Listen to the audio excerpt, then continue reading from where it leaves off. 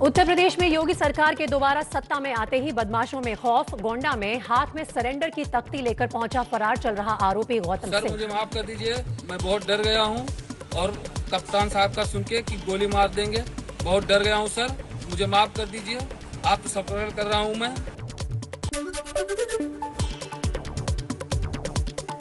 UP के कानपुर में line लगाकर अपनी हाजिरी लगवा रहे हैं हिस्ट्री शीटर। फिर अपराध ना करने की कसम भी खा रहे हैं। थाना इंचार्ज भी इन्हें कानून का पाठ पढ़ा रहे हैं।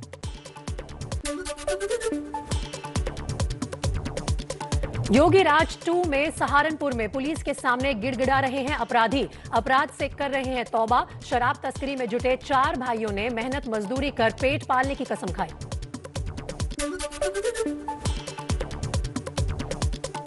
योगी के शपथ ग्रहण से पहले अवैध कब्जों पर चला बुलडोजर। मेरठ के जगन्नाथपुरी इलाके में पार्क में बनाई गई अवैध फैक्ट्री को किया जमींदोज।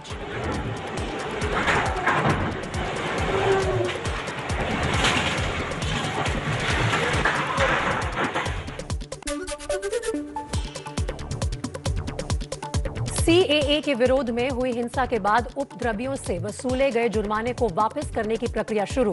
कानपुर में प्रशासन ने घरों पर जाकर दिए चेक। कानपुर में 33 लोगों से 3,67,000 रुपए वसूले गए थे।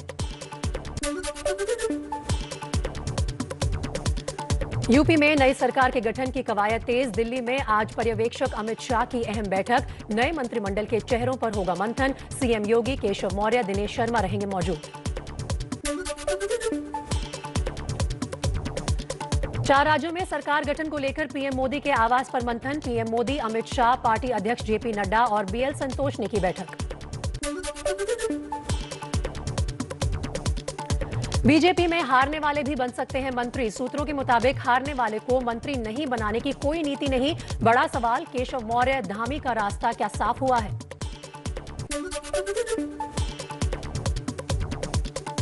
उत्तराखंड के नए सीएम पर सस्पेंस बरकरार। संसद भवन में अमित शाह से मिले पुष्कर सिंह धामी और अनिल बलूनी। सूत्रों के मुताबिक धामी ने शाह से कहा, कुछ लोग चाहते हैं मैं सीएम ना बनूं। शाह बोले, पार्टी लेगी फैसला।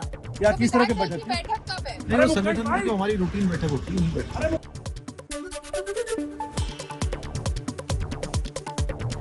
उत्तराखंड में सीएम के लिए बीजेपी के उम्मीदवार बढ़ते ही जा रहे हैं। नया नाम उत्तराखंड के स्पीकर रहे प्रेमचंद अग्रवाल। प्रेमचंद ने कहा है कि वो भी दौड़ में हैं। देखिए, हमारा हर कार्यकर्ता। पंजाब में भगवंत मान की सीएम के तौर पर ताजपोशी आज दोपहर 12:30 बजे शहीद भगत सिंह के गांव खटखड़ कलां में लेंगे शपथ। केजरीवाल समेत पार्टी के बड़े नेता होंगे शामिल।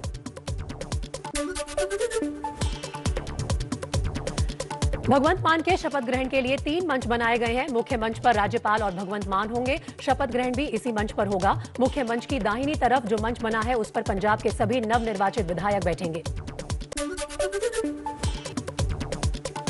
शपथ के लिए रवाना होने से पहले भगवंत मान ने कहा, सूरज की सुनहरी किरण आज एक नया सवेरा लेकर आई है। शहीद भगत सिंह और बाबा साहब के सपनों को साकार करने के लिए आज पूरा पंजाब खटखड़ कलां में शपथ लेगा।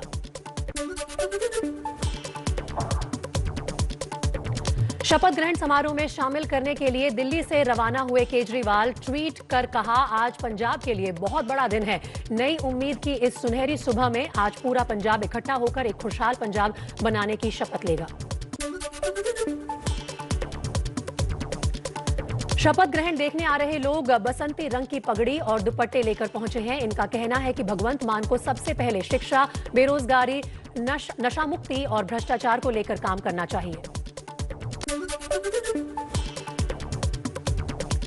भगवंत मान के शपथ ग्रहण में शामिल होने के लिए सुबह से ही लोग पहुंचने लगे हैं। कोई दिल्ली से आया है तो कोई पंजाब से।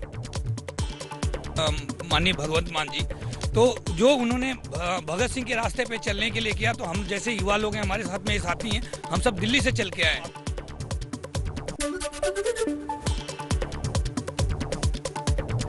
पंजाब में कांग्रेस की करारी हार के बाद पंजाब कांग्रेस के अध्यक्ष नवजोत सिंह सिद्धू ने अध्यक्ष पद से इस्तीफा दे दिया है। सिद्धू ने अपना इस्तीफा पार्टी हाईकमान को भेज दिया है। उनका कहना है कि इस्तीफा सोनिया गांधी के कहने पर ही दिया गया है। 5 राज्यों में मिली करारी हार के बाद कांग्रेस के G23 नेताओं की आज अहम बैठक। शाम 5 बजे दिल्ली में कपिल सिब्बल के घर होगी बैठक। 5 राज्यों में चुनाव में हार के बाद कांग्रेस में बड़ा एक्शन। सोनिया गांधी ने पंजाब कांग्रेस के अध्यक्ष सिद्धू समेत 5 राज्यों के प्रदेश अध्यक्षों से मांगा इस्तीफा। यूपी और उत्तराखंड के अध्यक्ष ने हार की जिम्मेदारी लेते हुए पद छोड़ा।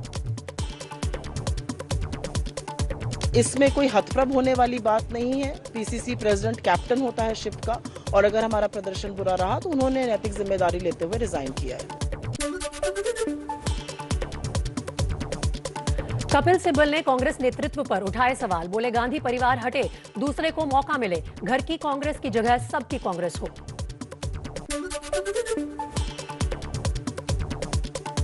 कपिल सिब्बल पर राजस्थान के सीएम अशोक गहलोत का पलटवार। कहा, सिब्बल कांग्रेस कल्चर के आदमी नहीं है, उनको कांग्रेस की एबीसीडी नहीं पता। व्यक्ति से ये अपेक्षा नहीं की जाती है कि जिनको कांग्रेस की एबीसीडी नहीं मालूम है, जिनको एक मंत्री बनना अलग बात है।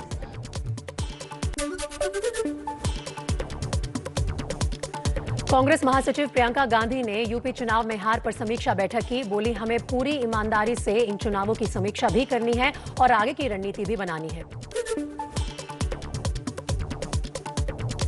उत्तर प्रदेश चुनाव में हारने वाली पार्टियों में अब मंथन चल रहा है। समाजवादी पार्टी ने कैडर से मांगा चुनाव परिणाम को लेकर फीडबैक। पार्टी अध्यक्ष अखिलेश यादव के मेल आईडी पर मंगाए जा रहे हैं सुझाव।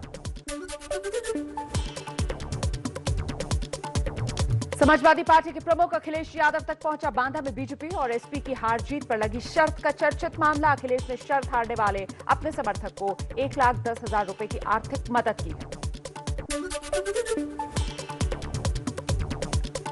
उत्तर प्रदेश में समाजवादी पार्टी ने डॉक्टर कफील खान को दिया विधान परिषद चुनाव का टिकट। गोरखपुर में बच्चों की मौत मामले में हुए थे सस्पेंड। 36 विधान परिषद सीटों के लिए 9 अप्रैल को मतदान होना है।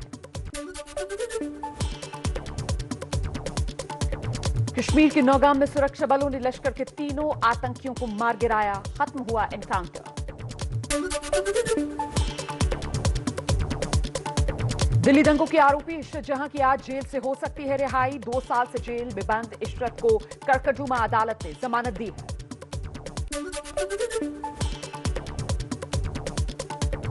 उत्तर प्रदेश में बहराइच के नानपारा से नवनिर्वाचित अपना दल के विधायक रामनिवास वर्मा की गाड़ी पर पथराव हुआ है। ड्राइवर की सीट की तरफ से हमला हुआ। बाल बाल बचे विधायक जी। उत्तर प्रदेश के मंत्री मोहसिन रजा को कोर्ट से राहत मिली। 32 साल पुराने मारपीट के मामले में कोर्ट ने बरी किया।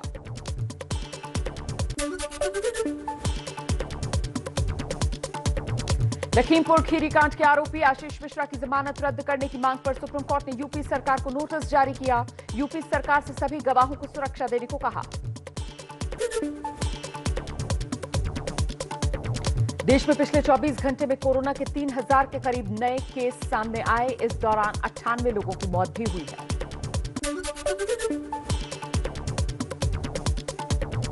देश में आज से 12 से 14 साल के बच्चों को लगनी शुरू हुई कोरोना वैक्सीन। 60 साल से ज्यादा की उम्र के सभी बुजुर्ग ले सकेंगे प्रिकॉशन डोज। बच्चों के लिए कोविड का टीकाकरण शुरू हो रहा है।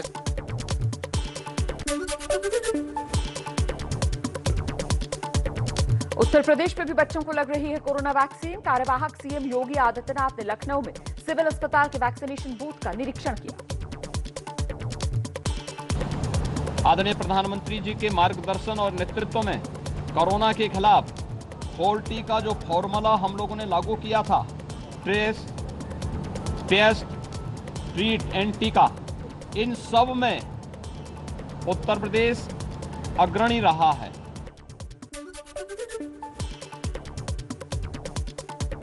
सुप्रीम कोर्ट ने हिजाब विवाद की जल्द सुनवाई से इनकार किया। बीजेपी नेता और वकील अश्विनी उपाध्याय की याचिका में कहा था देश के सभी स्कूलों में कॉमन ड्रेस कोड्स लागू हो। सुप्रीम कोर्ट ने कहा मामले को जल्द सुनना जरूरी नहीं है।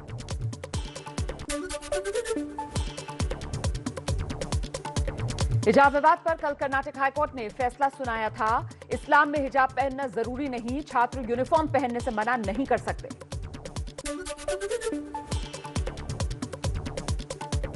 हिजाब केस में हाईकोर्ट का फैसला आने के बाद आज से उडुपी में फिर खुले स्कूल। परसों से एहतियातन बंद किए गए थे।